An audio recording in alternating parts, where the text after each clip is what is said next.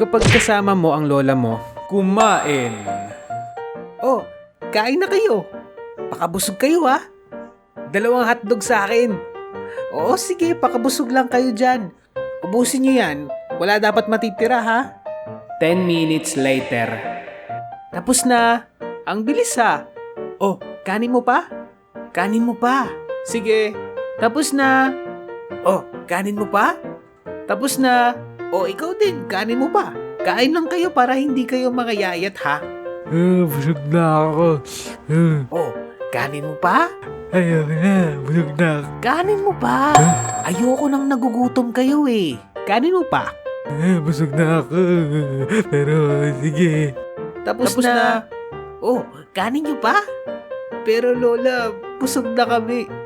Tapos na ako. Kanin mo pa. Tapos na ako, Lola. Kanin mo pa.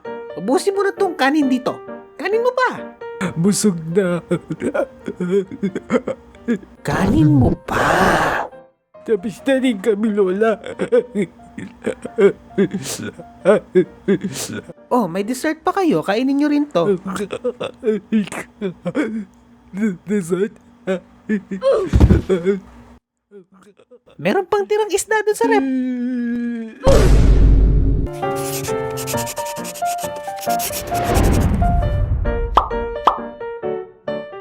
Ganyan talaga kapag mga lola, no? Ang dami magbigay ng pagkain. Naalala ko nga din yung lola nung kaklase ko. Nung college kasi ako, nag-review kami magkakaklase sa bahay ng isa naming kaklase para sa battery exam. Nag-alok ng pagkain yung lola nung kaklase ko. At maya-maya, may sumunod pa na pagkain. At maya-maya ulit, hindi pa namin ubos yung kinakain namin, may sumunod ulit na pagkain. Inaawat na siya ng kaklase ko. Sabi ng kaklase ko, Lola, tama na. Masyado na madaming pagkain. tapos sabi ng lola niya, ay hindi, sige pa, marami pa dito oh, may prutas pa, marami pang ulam, may pinapainit pa dito sa tita mo. O ikaw, kunin mo na yung ulam doon. Sige po, Nay. Naku, ganyan talaga guys si Lola. Ang dami magbigay ng pagkain sa bisita. Okay lang yan. Ganyan din lola ko eh. Grabe ang busog namin nun. Gabi pa naman. Syempre hindi rin kami pwede makitulog sa kanila kasi hindi naman namin napag-usapan na mag-overnight kami. Kaya habang nagpapahinga na kami at nagpaplano na kami kung paano kami uuwi, biglang may kumatok sa pintuan ng kwarto kung saan kami nag-stay. Pagbukas ng pintuan, oh, meron pang dessert. Ubusin niyo yan ha. Wala na kaming magawa kung hindi kainin na lang ang cake. Anyway, extra story lang yon. Proceed na tayo sa ating topic for today, ang hapagkainan.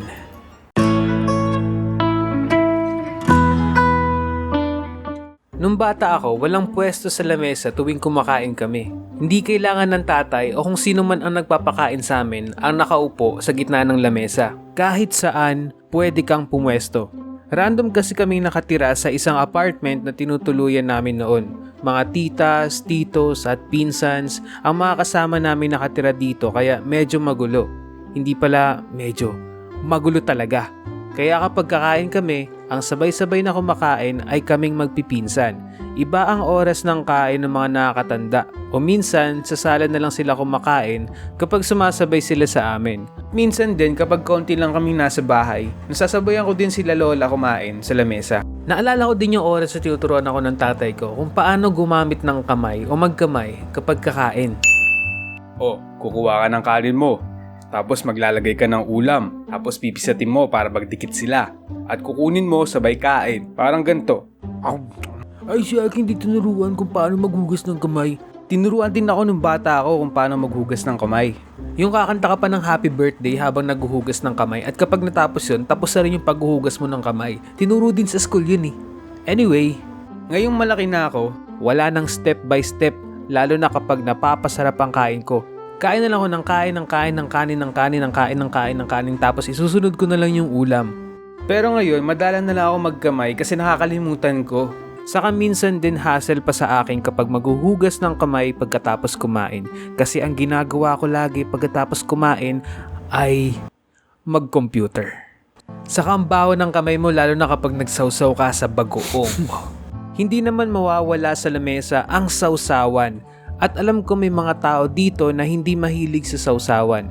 Kaya kung gusto nyo, skip nyo na lang tong part na to. Pero kung gusto nyo makinig sa aking weirdong kahiligan sa sausawan, makinig ka sa ikukwento ko. Nung bata pa ako, na-impluwensyahan at nasanay ako na magsawsaw sa ketchup, banana ketchup. Kahit anong pritong ulam, isasawsaw ko sa ketchup. Hindi kumpleto ang pagkain ko kapag walang kasamang ketchup sa tabi ng ulam at kanin. Kahit minsan na-aksidente ko mabuhos ang ketchup. Napapa-acting na lang ako minsan ng, "Uy, patay tayo dyan, nabuhos." Pero okay lang sa akin. Naalala ko nga din dati kapag naubusan kami ng ketchup, ang ginagawa nila lola, nilalagyan nila ng tubig yung bote ng ketchup tapos aalog-alugin nila. Tapos ayun, may ketchup na ulit. Pero wait lang, extra story. Tuwing kakain naman ako sa school noong elementary, high school at college ako, hindi ko pinapakita sa mga kaklase ko na ganun ako ka-addict sa ketchup. Titiisin ko ng walang ketchup, yung plain lang. Kasi maski ako nawiwirduan sa ugali kong yun na parang ginagawang sabaw yung ketchup. Pero kung hindi pa weird yan sa inyo, alam nyo ano ang mas weird? Gumagamit pa rin ako ng ketchup kahit ang ulam namin ay tinola.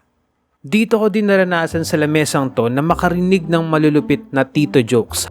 Oh, may joke ako ah. Patay, ito na naman tayo.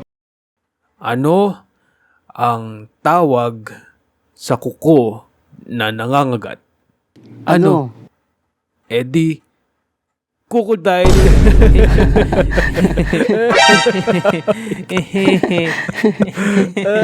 Sabi ko sa'yo, huwag na natin tanungin kung ano eh. Alam ko, anong gusto mo? Palo o joke? Madalas ko din marinig sa mga kasama ko sa bahay na kapag may mga tao or bisita or kung sino man ang napadaan sa amin nakakilala nila, aayain nila ng salitang, "Tara, kain." Na-curious ako kaya tinanong ko sa lola ko kung bakit nila inaaya kahit hindi kasama sa bahay. "Lola, bakit mo sila inaayang kumain? Hindi naman natin sila kasama." Ganun talaga. Nakaugalian na rin natin mga Pilipino yan. Sa kapagpapakita na rin na isa kang mabuting tao. Pero bakit kapag inaya mo sila ayaw naman nilang kumain? Syempre, baka nahihiya lang sila. Paano kung hindi na sila nahiya? May nangyari na bang ganun? Yung inaya mo tapos pumayag na kumain? Kumain na ba kayo? Tara, kain! Ay, di na po, Nay. Okay lang po. Ay, sige po, Nay. O tara, kain na kayo. Ayun o, kuha kayo ng plato.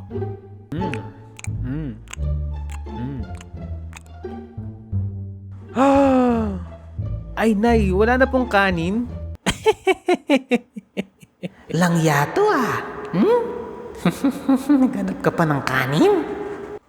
Di naman siguro mangyayari yun. At naalala ko nung bumisita yung tita ko kasama yung pinsan ko, nasaktuhan sa dinner namin ang pagpaalam nila na uuwi na sila. Oh, hindi na ba kayo kakain? Hindi namang, sa bahay na lang kami kakain. Oo, sige, ingat kayo ha. At sakto paglabas nila ng pintuan, may sinabi yung lola ko sa amin. Iikot niyo yung mga pinggan niyo. Bakit lola, para saan? Para walang mangyaring masama sa kanila. Ay, ganun ba yun? Basta gawin nyo na lang. Sabi ng mga matatanda yan sa amin dati. At wala naman akong choice kahit napapa-overthink ako kung totoo nga ba yung mga supernaturals or sabi-sabi or pamahiin. Inikot ko na lang din ang plato ko para hindi ako masisi kung may... Meron din akong kinakatuwa dati na kapag nangyaring isang bagay na to, parang ginagawa na naming laro. Lagi kami naghuhulaan magpipinsan kung sino ang kamag-anak namin ang dadating. Ito yung time na may natabig kang tinidor o kutsara tapos bumagsak sa sahig. At sabi din nila dati na kapag kutsara daw, babae ang dadating at kapag tinidor naman, lalaki ang dadating. Ganun ba yun? Paano kung kutsilyo yung nalaglag? O kaya plato? O kaya tissue? O kaya baso? O kaya toothpick? O kaya... Huwag mo nang problemahin yun. Basta sabi ng matatanda yan sa amin noon. Totoo yan. O sakto nalaglag yung tinidor. Hulaan na natin kung sino yung dadating. Si Bogart yan oh. Hula ko si Tito yan.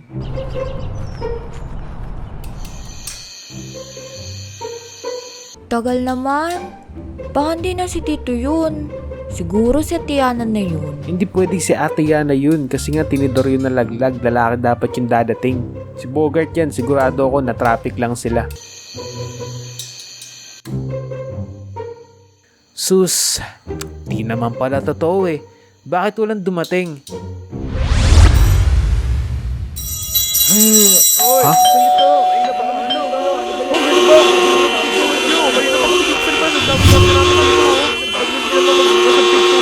Kayo ba, ano ba yung mga memorable moments nyo tuwing kumakain kayo sa lamesa nyo? Comment kayo sa baba at kung nagustuhan mo tong video na to, huwag niyong kalimutan mag-like, share, and subscribe. Hehehe, yun lang, bye!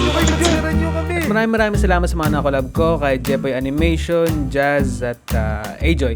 Check nyo na lang yung channel sa baba. Yun lang, bye!